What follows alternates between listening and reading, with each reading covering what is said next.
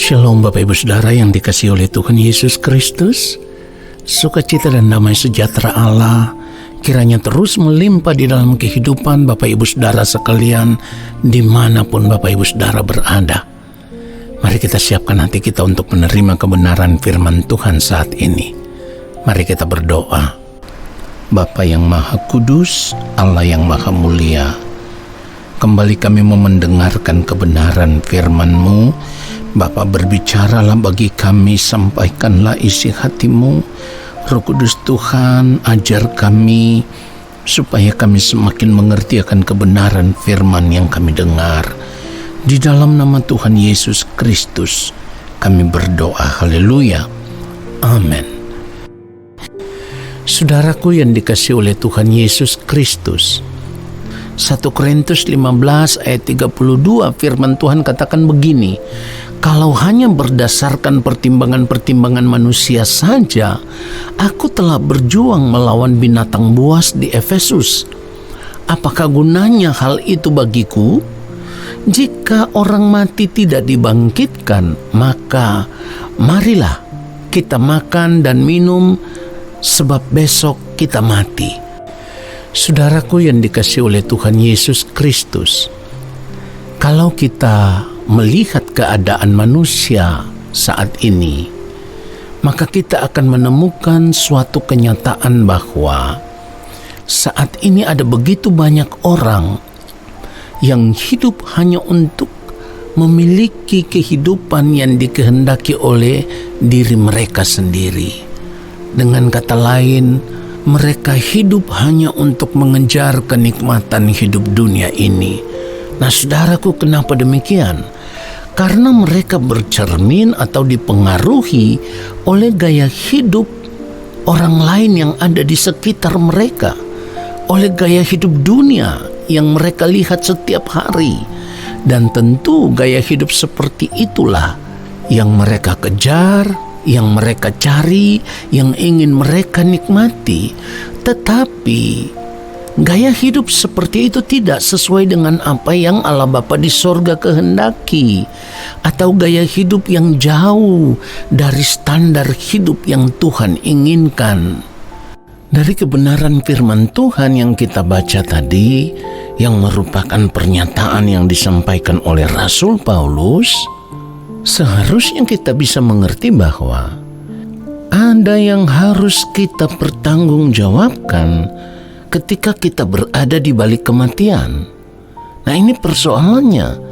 Jadi kalau saat ini kita hanya mengejar berbagai kesenangan hidup dunia yang ingin kita nikmati, lalu kita lupa bahwa standar hidup kita sebagai orang percaya harus benar-benar sama seperti yang dikehendaki Allah, maka sesungguhnya kita telah melakukan kesalahan terbesar di dalam hidup kita.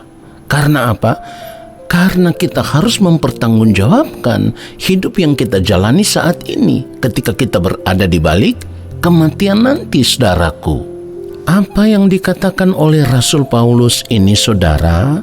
Karena di sini Rasul Paulus sadar benar bahwa di balik kematian nanti ada kebangkitan orang mati. Artinya masih ada kehidupan di kekekalan, dan itulah kehidupan yang sesungguhnya, yaitu sebuah kehidupan kekal atau kehidupan yang tak berujung. Saudaraku, persoalannya sekarang adalah karena pengaruh dunia ini, maka tidak banyak orang yang mau memikirkan akan hal ini dengan serius. Iya, tidak banyak orang yang mau memikirkan akan hal ini dengan serius.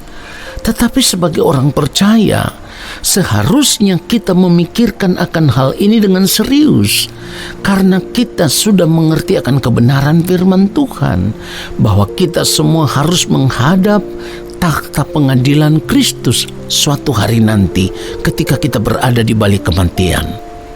Saudara yang dikasihi oleh Tuhan Yesus Kristus, Yohanes pasal yang ke-6 ayat 26 dan ayat 27 kalau kita baca, firman Tuhan katakan begini, Yesus menjawab mereka, Aku berkata kepadamu, sesungguhnya kamu mencari aku bukan karena kamu telah melihat tanda-tanda, melainkan karena kamu telah makan roti itu dan kamu kenyang. Ayat 27, bekerjalah bukan untuk makanan yang akan dapat binasa, melainkan untuk makanan yang bertahan sampai kepada hidup yang kekal, yang akan diberikan Anak Manusia kepadamu, sebab dialah yang disahkan oleh Bapa Allah dengan meterainya. Nah, saudara perhatikan baik. Dari apa yang Tuhan Yesus katakan ini seharusnya kita mengerti bahwa di balik kematian nanti masih ada kehidupan yang baru, yaitu kehidupan kekal. Persoalannya adalah saat ini banyak orang mengikut Tuhan Yesus karena mereka hanya ingin mengejar berkat-berkat jasmani yang mereka impikan, yang mereka inginkan, ya, supaya mereka bisa makan, minum, dan pakai. Dan dengan berkat-berkat yang mereka terima itu, mereka bisa menikmati kenikmatan hidup dunia ini. Nah, saudara yang dikasihi Tuhan Yesus Kristus, itulah kenapa Tuhan Yesus berkata, aku berkata kepadamu, sesungguhnya kamu mencari aku bukan karena kamu telah melihat tanda-tanda, melainkan karena kamu telah makan roti itu dan kamu kenyang. Kalau kemudian Tuhan Yesus berkata bekerjalah bukan untuk makanan yang akan dapat binasa, melainkan untuk makanan yang bertahan sampai kepada hidup yang kekal, ini artinya kita harus berpikir bahwa kesempatan hidup kita saat ini jangan hanya digunakan untuk mencari dan memuaskan diri kita dengan kesenangan hidup dunia ini.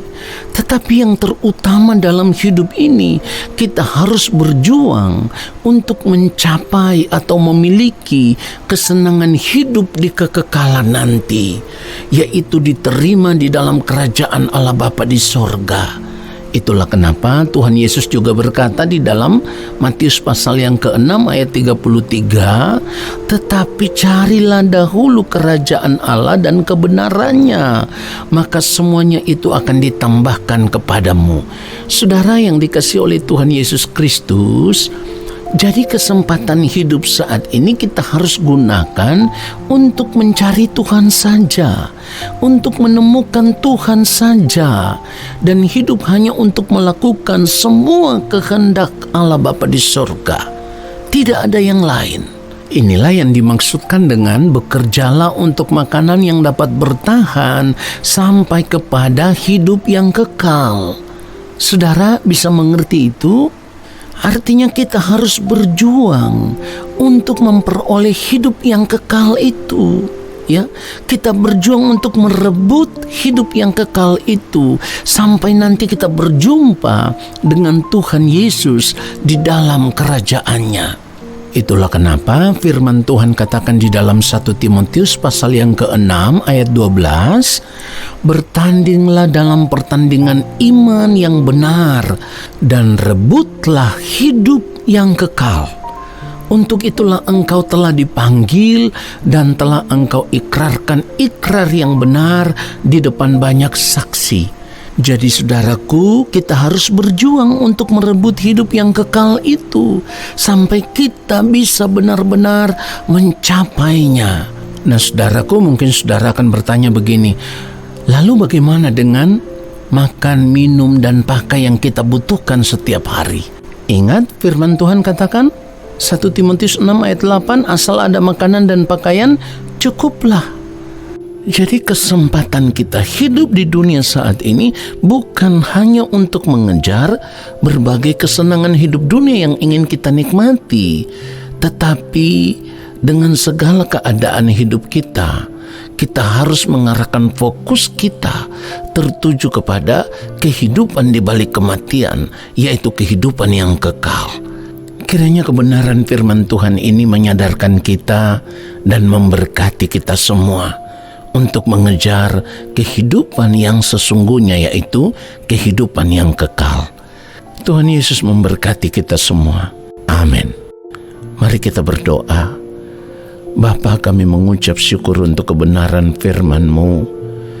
Kami benar-benar disadarkan bahwa kehidupan yang kami jalani saat ini hanyalah kesempatan untuk kami mempersiapkan diri memasuki kehidupan yang sesungguhnya, yaitu masuk kepada kehidupan yang kekal. Oleh sebab itu kami mohon belas kasihan Allah Roh Kudus memberikan kepada kami kekuatan supaya di sepanjang sisa umur hidup kami mau mengarahkan fokus hidup kami hanya untuk hidup melakukan apa yang menjadi kehendak Allah Bapa di sorga, supaya kehidupan kami ditemukan menjadi kehidupan yang berkenan seperti yang dikehendaki oleh Bapa. Di dalam nama Tuhan Yesus Kristus kami bersyukur untuk kebenaran firman Tuhan saat ini. Amin.